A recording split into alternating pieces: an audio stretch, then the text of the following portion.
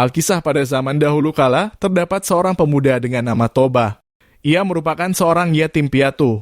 Untuk memenuhi kebutuhannya sehari-hari, Toba bekerja di ladang.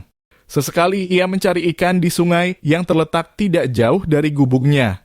Ikan hasil tangkapannya kerap dijadikan sebagai lauk dan bila berlebih akan dijual ke pasar. Pada suatu hari sepulang dari ladang, Toba memancing ikan di sungai tersebut. Ia sangat berharap untuk memperoleh ikan yang besar yang dapat dengan segera dimasaknya untuk dijadikan sebagai lauk. Terpenuhilah harapannya tersebut. Tidak berselang lama, ia melemparkan pancingnya ke sungai. Mata kailnya langsung disambar oleh seekor ikan. Betapa gembiranya Toba saat menarik tali pancingnya dan melihat seekor ikan dengan ukuran yang besar tersangkut di mata pancingnya. Sejenak, Toba memperhatikan ikan besar yang berhasil ia pancing itu. Ikan yang aneh, gumannya. Seumur hidupnya, Toba belum pernah melihat ikan dengan bentuk seperti itu. Warna ikan tersebut kekuningan serta sisik-sisiknya kuning kemasan. Tampak berkilauan sisik-sisik tersebut saat terkena paparan sinar matahari saat Toba melepaskan mata kail dari mulut ikan tangkapannya tersebut. Tiba-tiba terjadi sebuah keajaiban yang sama sekali tak pernah ia duga. Ikan aneh dengan sisik berwarna kuning kemasan tersebut berubah menjelma menjadi seorang perempuan yang manis dan elok parasnya.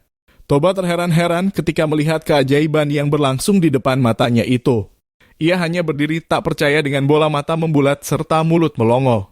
"Tuan," kata perempuan cantik jelmaan dari ikan kuning itu, "aku adalah makhluk kutukan dewa.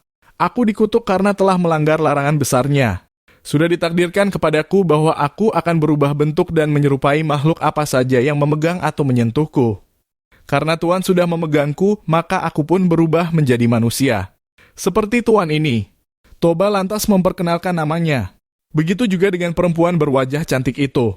"Namaku Putri, Tuan." Toba lalu memikirkan sesuatu dan menjelaskan pemikirannya tersebut kepada Putri.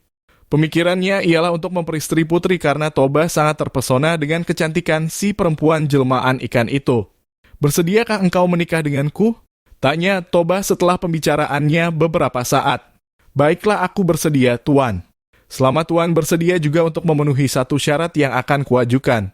Jawab Putri, "Syarat apa yang engkau inginkan?" "Sebutkanlah, aku pasti akan memenuhinya.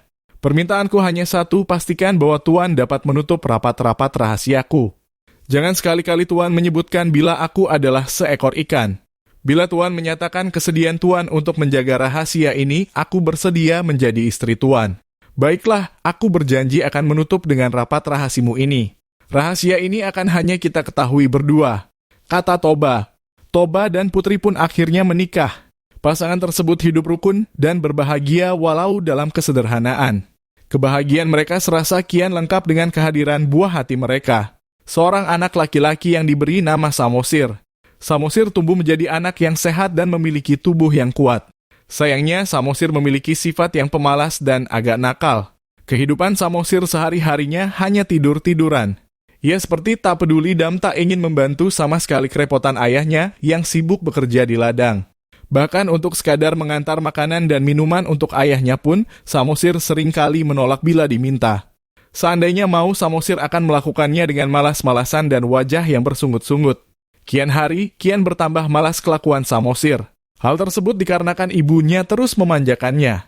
Apapun yang diminta oleh Samosir akan selalu diusahakan oleh ibunya untuk dipenuhi. Samosir memiliki nafsu makan yang sangat kuat. Jatah makanan sehari untuk sekeluarga dapat dihabiskannya dalam waktu sekali makan. Toba merasa harus bekerja lebih keras lagi supaya bisa memenuhi keinginan makan anak semata wayangnya yang luar biasa itu. Pada suatu hari, Samosir diminta ibunya untuk mengantarkan makanan dan minuman untuk ayahnya yang sedang bekerja di ladang. Samosir yang sedang bermalas-malasan pada mulanya enggan untuk menjalankan perintah ibunya tersebut. Meski demikian, setelah ibunya memaksa dengan terus-menerus, akhirnya Samosir bersedia untuk mengantarkan makanan dan minuman tersebut meski dengan wajah yang muram dan bersungut-sungut. Samosir membawa makanan dan minuman tersebut menuju ke ladang. Di tengah perjalanan, Samosir tiba-tiba merasa lapar. Dihentikannya langkah menuju kebun. Samosir lalu memakan makanan yang seharusnya akan diberikan untuk ayahnya tersebut. Makanan itu tidak dihabiskannya semua dan hanya disisakan sedikit. Dengan makanan dan minuman yang tersisa sedikit itu, Samosir lalu melanjutkan perjalanannya menuju ke ladang. Saat telah tiba di ladang, Samosir memberikan makanan dan minuman yang tinggal sedikit itu untuk ayahnya. Toba yang sudah sangat merasa lapar karena bekerja keras sejak pagi langsung membuka bekal dan sangat ingin memakannya. Terperanjatlah Toba ketika melihat makan siang untuknya sudah tinggal sedikit. "Mengapa jatah makanan dan minumanku tinggal sedikit?" tanya Toba dengan raut wajah marah.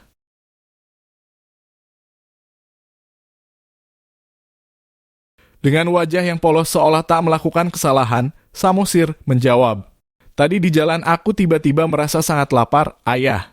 Maka dari itu jatah makanan dan minuman ayah itu sudah kumakan sebagian. Akan tetapi tidak semua kuhabiskan, bukan? Masih ada sedikit makanan dan minuman untuk makan siang ayah." Dasar anak yang tidak tahu diuntung. Makian Toba kepada anaknya. Kemarahan Toba seketika kian meninggi. Serasa tak dapat lagi ia bersabar dan menahannya, umpatan Toba pun seketika itu meluncur. "Dasar kau anak keturunan ikan." Samosir sangat ketakutan dan terkejut ketika mendengar umpatan dari ayahnya. Ia dengan cepat langsung berlari ke rumah sembari menangis. Pada saat sudah sampai di rumah dan bertemu dengan ibunya, Samosir langsung menceritakan semua cacian dan makian dari ayahnya yang menyebutkan bahwa dirinya adalah keturunan dari seekor ikan. Mendengar pengaduan dari anaknya itu, ibu Samosir menjadi sangat sedih. Tak disangka bila suaminya yang sangat ia sayang telah melanggar sumpah untuk tak menyebutkan bahwa putri adalah makhluk yang berasal dari ikan. Tak berselang lama, Samosir dan ibunya saling berpegangan tangan. Dalam hitungan sekejap, kedua ibu dan anak itu menghilang dan keajaiban pun terjadi. Pada bekas pijakan kaki Samosir dan ibunya, tiba-tiba menyembur air yang sangat deras. Dari dalam tanah, air yang disemburkan keluar seakan tiada henti. Semakin lama tak semakin berkurang semburan air tersebut, malah semakin besar adanya. Dalam waktu yang cepat, permukaan tanah di daerah itu pun tergenang.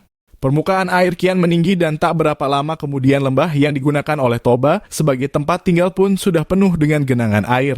Hingga pada akhirnya terbentuklah sebuah danau yang sangat luas di tempat itu.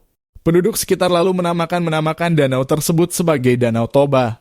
Adapun pulau kecil yang terletak di tengah-tengah Danau Toba itu disebut sebagai Pulau Samosir sebagai penanda bahwa itu merupakan tempat di mana Samosir dan ibunya berpijak untuk terakhir kalinya.